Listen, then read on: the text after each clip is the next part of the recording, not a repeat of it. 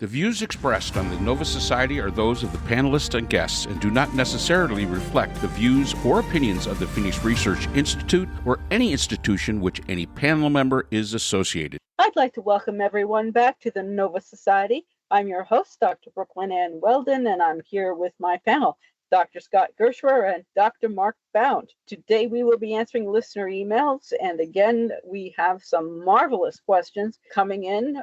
We appreciate our listeners very much, and I am, and we all are very proud of our listeners for asking such insightful questions.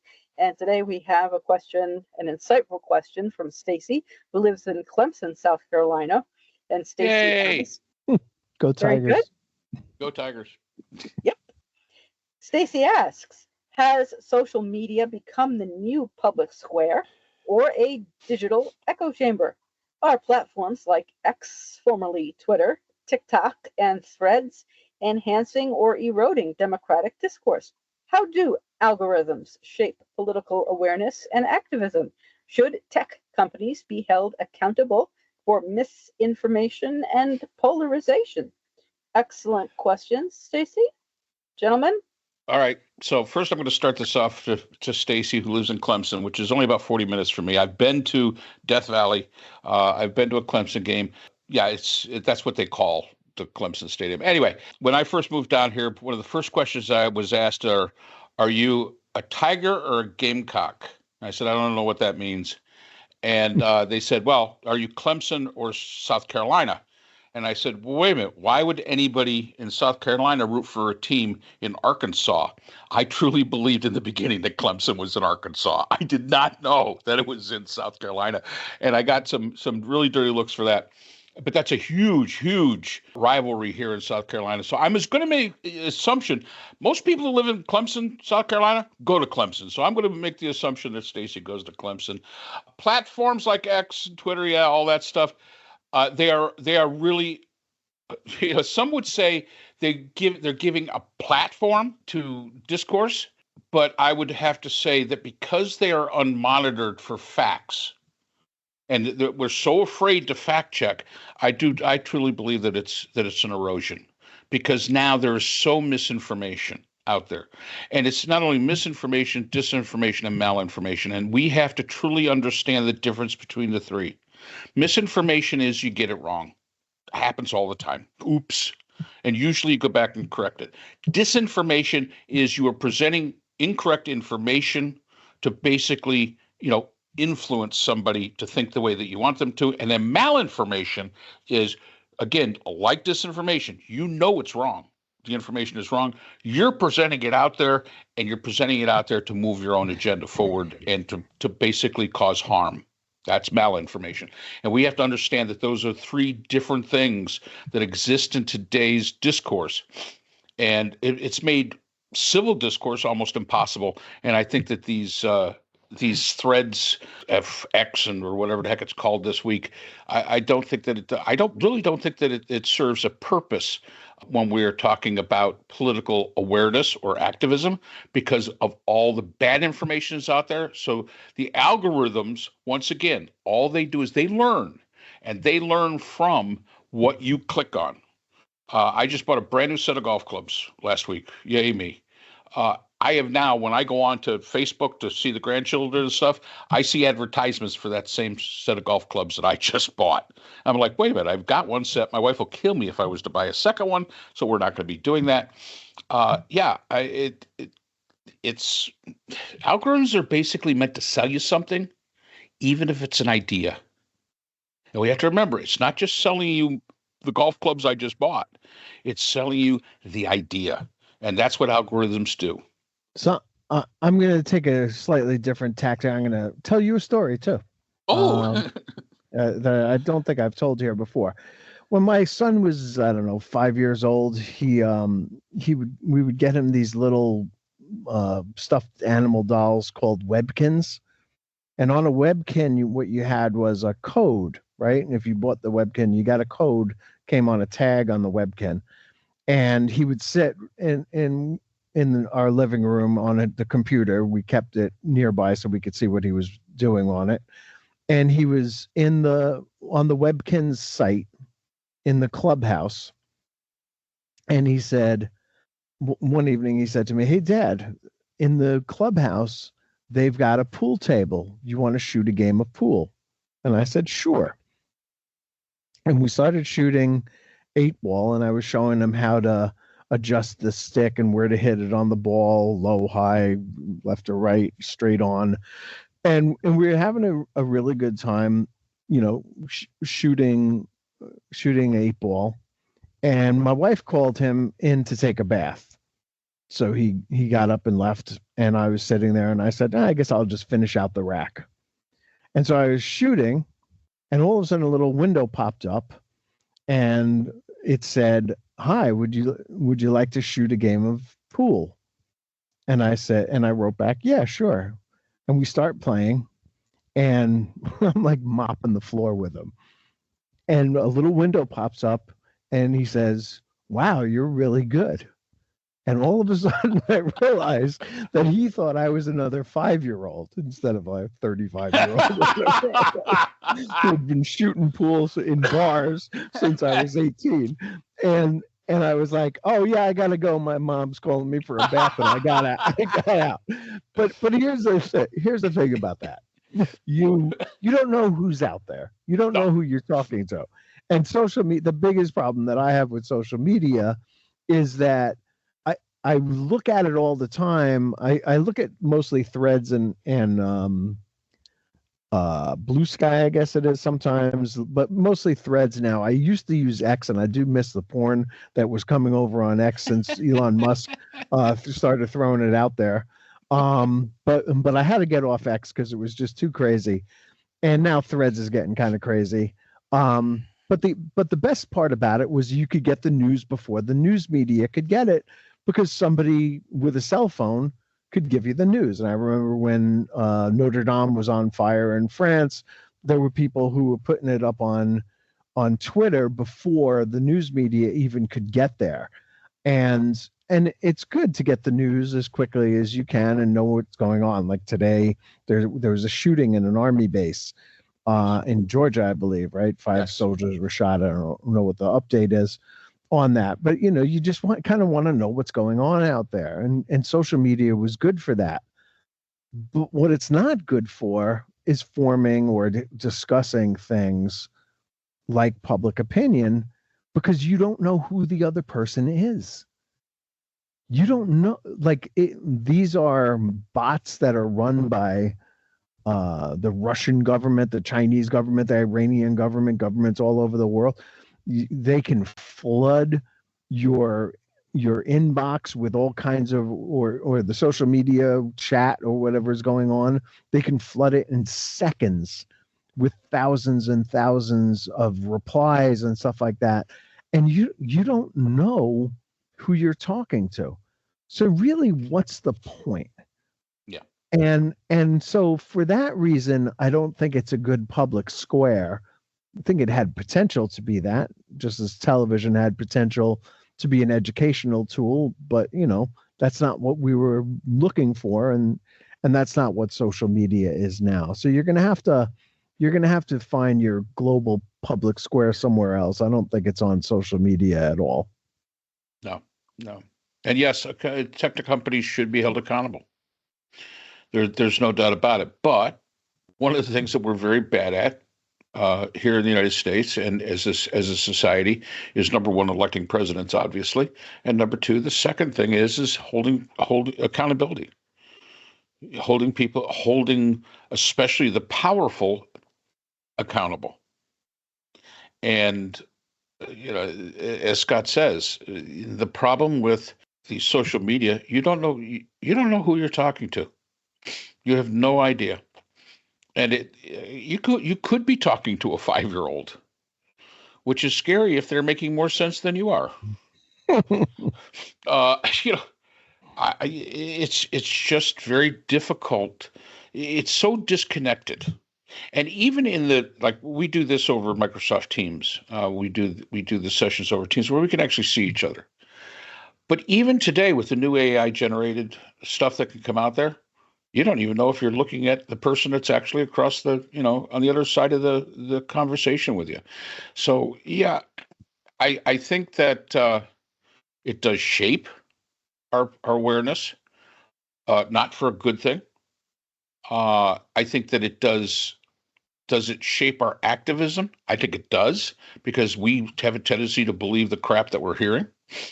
Absolutely. So I think we act on things that in many cases don't exist. Brooklyn, in the first year, how many times did they say we're always looking for a dragon to slay? Sometimes there's no dragon. I mean, I'm sorry. Sometimes there's just no dragon to slay out there. And we have to, that's unfortunate. But hey, if it's not the battle against Christmas, it's the battle against Easter, or the war on this or that. We're always looking for that dragon. And for me, that's one of our problems. Sometimes we just can't be happy with what we got. And we have to be very careful. And once again, I think it's an erosion of critical and analytical thinking. We have become the society that just tell us, you always hear about we're afraid of AI and what it's going to do. We're giving our power over to platforms well before AI. So when AI, which is smarter than the average bear, comes along, I think that as a society, we're probably screwed, because bottom line is we're giving our power over to some, I don't know, 12-year-old that's living in his mom's basement, and he's telling us what to think, and that's a problem. That truly is a problem as far as I'm concerned. So that would be. Yeah, I would agree. I don't use any of these things, but my family members do.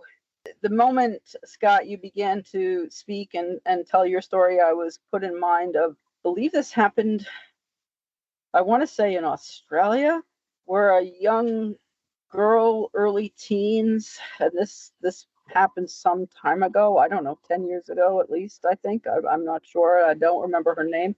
She thought she was conversing with a young man a few years older than she. It turned out that his father had used his photograph, and the guy was a pedophile, and he got her to invite his son over to her party, and her parents were concerned, but they allowed, they thought everything was okay, and the guy and his son showed up anyway, and they murdered her. And yeah, there's something like that came real close to me when my youngest daughter was in high school.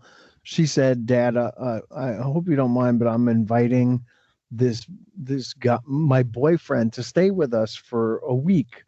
And I said, "Since when do you have a boyfriend?" And she said, "Well, I've met him online. He lives in Florida now, but he's going to come to New York, the New York area, and I want him to come up here and stay with us." And I said, as you can imagine, absolutely not. And you are never to speak to him again, and et cetera, et cetera. And I explained the whole thing to him. You don't know who it is. And it was like a nightmare there for a little bit, because she was adamant about the fact that she knew who this person was.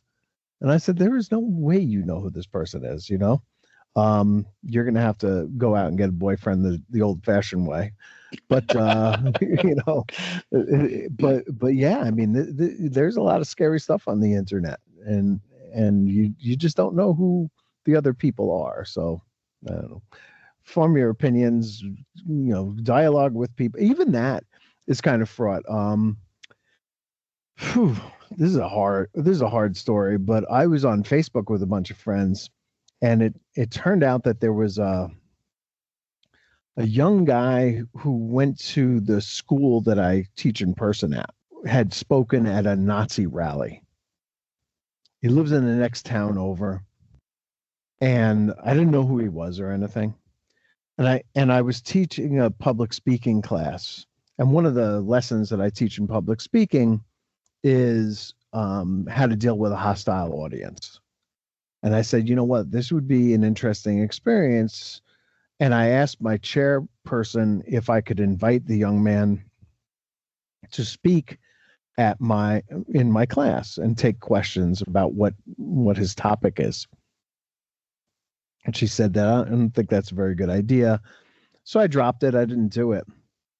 But he was in a local newspaper, and I cut and pasted the URL for the newspaper into my Facebook page, and I said, can you guys believe this? There's a Nazi right here, like in town, who goes to the school that I teach at.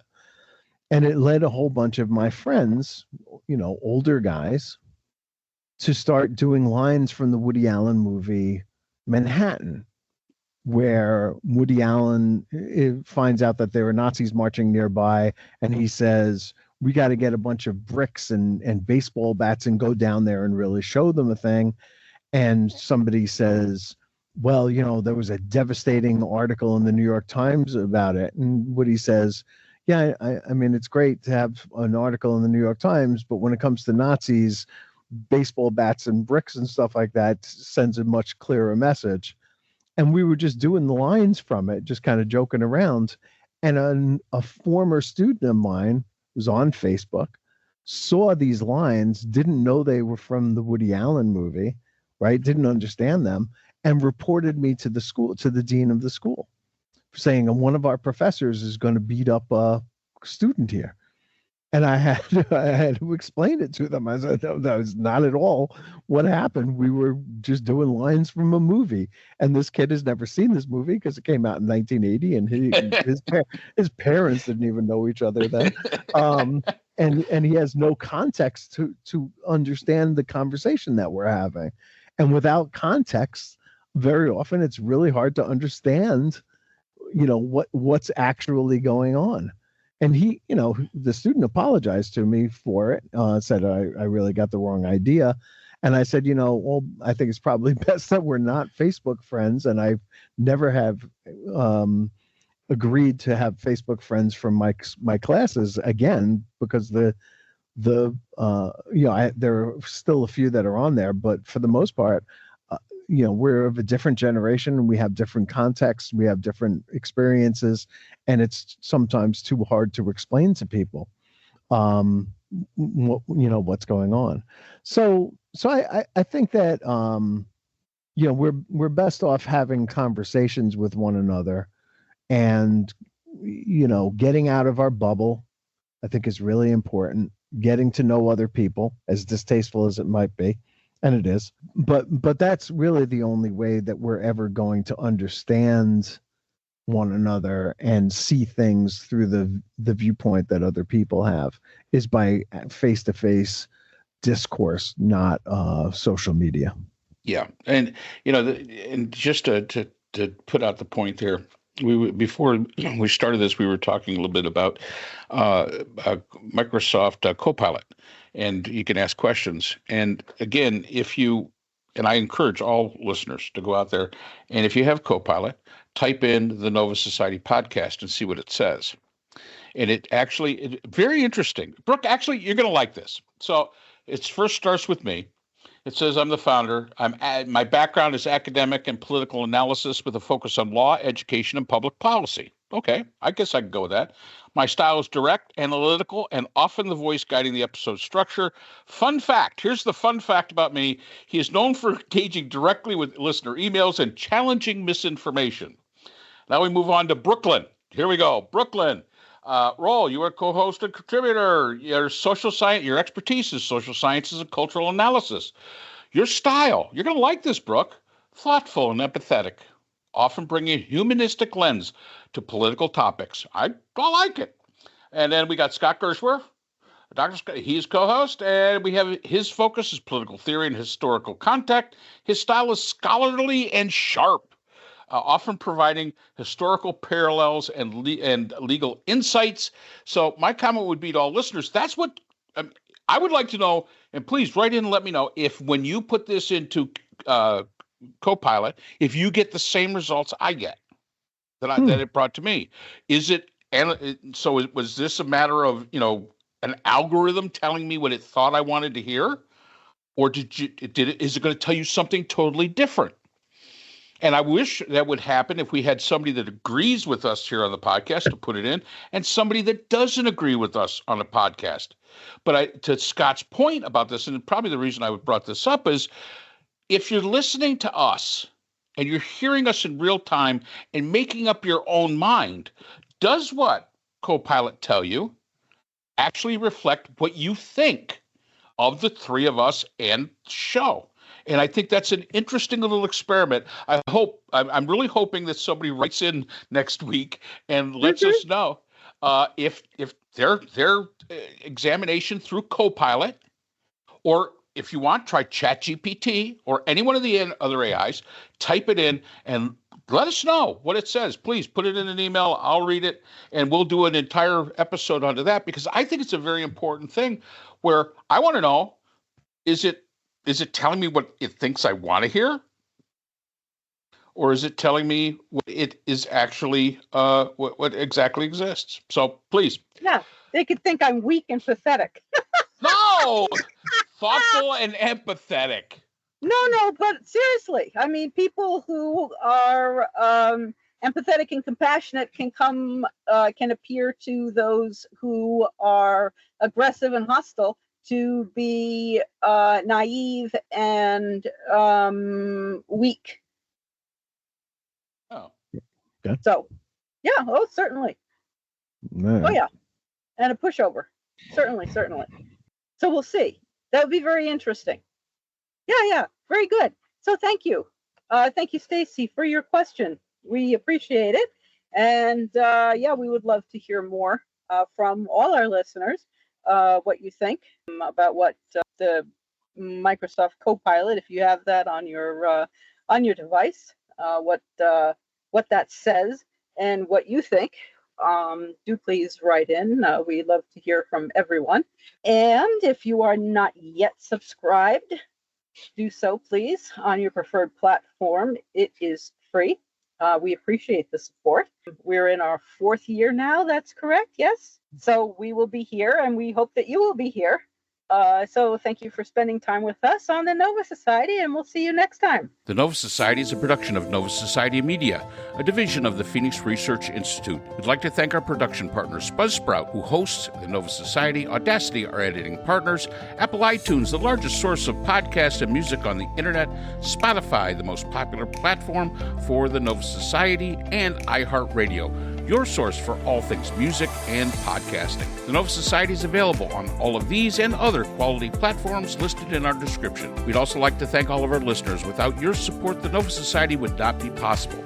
If you have a question or comment, we can be reached at nova.society.podcast@gmail.com. So for Dr. Brooklyn Ann Weldon, Dr. Scott Gershwer, and all of our production partners here at the Nova Society, I'm Dr. Mark Bound. Remember, the true power in society is knowledge.